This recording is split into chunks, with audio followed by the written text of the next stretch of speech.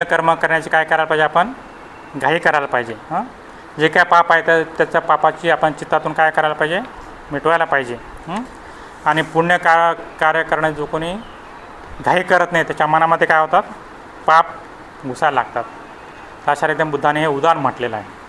आणि बुद्धाचं उदाहरण कसं असतं, असं म्हणतात की बुद्धाची जी काही उच्च मानसिक अवस्था आहे त्या उच्च मानसिक अवस्थेतून आलेले ते काय शब्द असतात, ते उदाहरण असतं. ते उदाहरण या ठिकाणी बुद्धांनी म्हटलेलं आहे. मग या उदाहरणाचा काय अर्थ होतो ते आपण पाहूयात. ठीक आहे. या ठिकाणी असं म्हणतात की ही अतिशय सुंदर अशी कृती आहे, ब्युटिफुल अशी कृती आहे, कल्याणकारक अशी कृती आहे. आणि खरोखर एखादी व्यक्ती समजा कल्याणकारक एखादी कृती करत असेल तर सर्वांचं मन काय होतं, भारावून जातं. आपण सर्वजण काय करतो, त्या गोष्टीकडे आपण आकर्षित होतो. बरोबर आहे.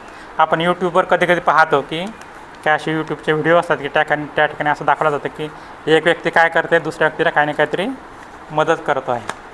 तर ते मदत करत असताना आपण पाहतो ना, आपल्यासुद्धा खूप चांगलं वाटतं की अरे वा किती छान गोष्ट आहे, नाही का, किती चांगली गोष्ट आहे. तो व्यक्ती किती चांगल्या रीतीने काय करत आहे, मदत करत आहे. आणि त्याच्यापासून आपल्याला लगेच प्रेरणा मिळते आणि आपल्याला वाटतं की येस आपणसुद्धा असंच काहीतरी करायला पाहिजे. तर खरोखर हे अतिशय सुंदर आहे, अतिशय ब्युटिफुल आहे, अतिशय आकर्षक असं आहे. आणि सौंदर्याच्या दृष्टीने किंवा कलेच्या दृष्टीने आकर्षक नाही आहे, पण असं म्हणतात की नीतिमत्तेच्या दृष्टीने अतिशय आकर्षक अशी गोष्ट आहे. आणि त्यानुसार आपण काय करतो, तिकडं आपण नैसर्गिकरित्या काय होतो, आकर्षित होतो. ज्या काही नैसर्गिक गोष्टी आहेत, नीतिमत्तेच्या गोष्टी आहेत, त्याकडे आपण आकर्षित होतो. जसं आपण एखाद्या कलेला पाहून किंवा सुंदर चित्र पाहून, सुंदर गोष्टी पाहून आकर्षित होतो, तसं सुंदर अशी नीतिमत्ता पाहूनसुद्धा आपण काय करतो, आकर्षित होतो. आणि निश्चितपणे ते करण्याची तुमच्यामध्ये काय होते, प्रेरणा होते. पण खरोखर असं म्हणतात की विलंब केल्यामुळे काय होतं, जर आपण घाई नाही केली, त्वरा नाही केलं तर काय होतं, विलंब केल्यावर दुसरे विचार मनामध्ये येतात. बरोबर आहे. दुसरे मनामध्ये विचार येतात, मग आपला जो काही ओरिजिनल जो काही उद्देश असतो तो निघून जातो.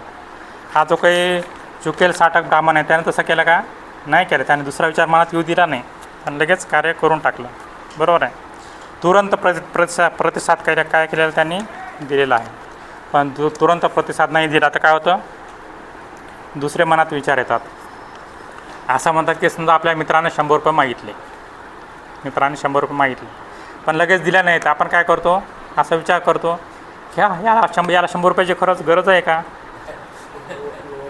खूप जास्त मागतोय तो, 50 रुपये ठीक आहे, 50 रुपये त्याचं काम भागवू शकतं, कशा 100 रुपये द्यायचे. पण ज्यावेळेस देण्याची गरज येते त्यावेळेस आपण किती रुपये देतो, 20 रुपये देतो.